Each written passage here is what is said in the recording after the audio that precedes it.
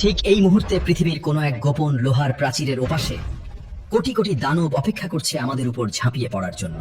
যেদিন তারা ছাড়া পাবে, তাদের তৃষ্ণা মেটাতে তিব্রিয়া সাগরের সব পানি তারা চোখের পলকে পান করে শুকিয়ে ফেলবে। পৃথিবীর মানুষকে শেষ করার পর তারা আকাশের দিকে তীর ছুড়বে, যেন তারা আকাশবাসীকেও হত্যা করতে পারে। এতটাই হবে তাদের অহংকার। কে আটকে রেখেছিল এই ভয়ঙ্কর জাতিকে, আর কিভাবে তৈরি হয়েছিল সেই অলৌকিক লোহার প্রাচীর? চলুন সেই ইতিহাসের গভীরে যাই। পৃথিবীর ইতিহাসে এমন কিছু জাতি আছে যাদের নাম শুনলেই ভয়ে গায়ের লোম দাঁড়িয়ে যায়। পবিত্র কোরআনে তাদের কথা বলা হয়েছে, তারা কোনো জিন বা ভিন্ন গ্রহের প্রাণী নয়, তারা মানুষেরই মতো দেখতে, হযরত আদমের বংশধর। কিন্তু তাদের স্বভাব হিংস্র পশুর চেয়েও ভয়ঙ্কর। তাদের নাম ইয়াজুজ ও মাজুজ। তারা সংখ্যায় অগণিত, আর তাদের ধ্বংসলীলা হবে কল্পনার বাইরে। অধিকাংশ মুফাসসিরের মতে তারা হযরত নূহ আলাইহিস সালামের পুত্র ইয়াফিসের বংশধর। 1000 বছর ধরে তারা এক বন্দিশালায় আটকে আছে। কিন্তু কোথায় তারা? কোন প্রাচীরের পেছনে তারা অপেক্ষা করছে শেষ দিবসের জন্য? চলুন জানা যাক সেই রোমহর্ষক ইতিহাস। পবিত্র কোরআনের সূরা আল কাহফে আল্লাহ তাআলা এক মহান বাদশাহর কথা উল্লেখ করেছেন, যার নাম জুলকারনাইন। তিনি পৃথিবী ভ্রমণ করতেন ন্যায় বিচার প্রতিষ্ঠার জন্য। ঘুরতে ঘুরতে তিনি পৌঁছে গেলেন দুটি বিশাল পাহাড়ের মধ্যবর্তী এক দুর্গম স্থানে। সেখানকার মানুষ ছিল অত্যন্ত অসহায়। তারা জুলকারনাইনকে দেখে ছুটে এলো এবং এক ভয়াবহ বিপদের কথা জানালো। তারা বলল, হে জুলকারনাইন, এই পাহাড়ের ওপাশ থেকে ইয়াজুজ ও মাজুজ নামের দুটি জাতি আমাদের উপর আক্রমণ করে। তারা সবকিছু ধ্বংস করে দেয়। আমাদের ফসল, ঘর বাড়ি, এমনকি আমাদের প্রাণও তাদের হাতে নিরাপদ নয়। আপনি কি আমাদের জন্য তাদের মাঝে একটি প্রাচীর তৈরি করে দেবেন? আমার রবের দেওয়া ক্ষমতাই আমার জন্য যথেষ্ট। তিনি বললেন, তোমরা আমাকে কেবল শারীরিক শক্তি বা শ্রম দিয়ে সাহায্য করো, আমি তোমাদের ও তাদের মাঝে এক সুদৃঢ় প্রাচীর গড়ে দেব। শুরু হলো এক মহাযজ্ঞ। জুলকারনাইন নির্দেশ দিলেন লোহার বড় বড় পাত নিয়ে আসার জন্য। দুই পাহাড়ের মাঝখানের ফাঁকা জায়গা তিনি লোহার টুকরো দিয়ে ভরাট করতে থাকলেন, যতক্ষণ না তা পাহাড়ের সমান উঁচু হলো। এরপর তিনি হুকুম দিলেন, আগুন জ্বালাও।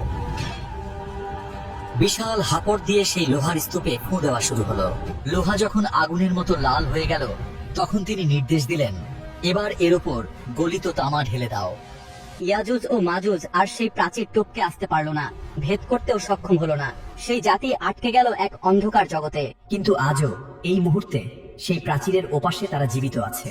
হাজার হাজার বছর ধরে তারা চেষ্টা করছে সেই দেয়াল ভাঙার। হাদিস শরীফে এসেছে, তারা প্রতিদিন সকাল থেকে সন্ধ্যা পর্যন্ত প্রাচীরটি খুঁড়তে থাকে। খুঁড়তে খুঁড়তে যখন তারা দেয়ালের খুব কাছে চলে আসে, সূর্যের আলো দেখা যায়, তখন সন্ধ্যা হয়ে যায়। তাদের সর্দার বলে, আজ থাক, চলো ফিরে যাই, আগামীকাল এসে বাকিটা ভেঙে ফেলবো। কিন্তু তারা ইনশাআল্লাহ বলে না। আর আল্লাহের হুকুমে পরদিন সকালে এসে তারা দেখে প্রাচীরটি আবার আগের মতো মোটা ও শক্ত হয়ে গেছে। এভাবেই চলছে যুগ যুগ ধরে। কিন্তু যেদিন আল্লাহ চাইবেন তাদের মুক্তি দিতে, সেদিন তাদের মুখে উচ্চারিত হবে ইনশাআল্লাহ। পরদিন এসে তারা দেখবে দেয়ালটি তেমনই ভাঙা অবস্থায় আছে, এবং সেদিনই ঘটবে সেই মহাবিপদ। প্রাচীর ভেঙে তারা বেরিয়ে আসবে। সূরা আম্বিয়ায় বলা হয়েছে, তারা প্রতিটি উচ্চ স্থান থেকে দ্রুত গতিতে ছুটে আসবে। মনে হবে যেন বন্যার পানির মতো তারা গড়িয়ে পড়ছে। তাদের সংখ্যা এত বেশি হবে যে তাদের প্রথম দলটি যখন তিব্রিয়া হ্রদের পাশ দিয়ে যাবে, তারা হ্রদের সব পানি পান করে ফেলবে। যখন তাদের শেষ দলটি সেখানে পৌঁছাবে, তখন তারা বলবে, একসময় বোধহয় এখানে পানি ছিল। হ্রদটি সম্পূর্ণ শুকিয়ে মরুভূমি হয়ে যাবে। তারা পৃথিবীর সম্পদ দ্রুত শেষ করে ফেলবে। খাবার, ফসল আর পশু পাখি কমে যাবে। মানুষ তখন ভয় ও অনিশ্চয়তার মধ্যে পড়ে যাবে। এই সময় পৃথিবীতে থাকবেন হযরত ঈসা। তিনি দাজ্জালকে হত্যা করার পরপরই এই ফিতনা শুরু হবে। আল্লাহর নির্দেশে হযরত ঈসা আলাইহিস সালাম মুমিনদের নিয়ে তুর পাহাড়ে আশ্রয় নেবেন, কারণ ইয়াজুজ মাজুজের সাথে যুদ্ধ করার শক্তি তখন কারো থাকবে না। ইয়াজুজ মাজুজ তখন অহংকারে ভরে আকাশের দিকে তীর ছুড়বে এবং বলবে, আমরা পৃথিবীর সবকিছু জয় করেছি, এবার আকাশের দিকেও আমাদের শক্তি দেখাবো। তুর পাহাড়ে অবরুদ্ধ মুমিনরা তীব্র খাদ্য সংকটে পড়বে।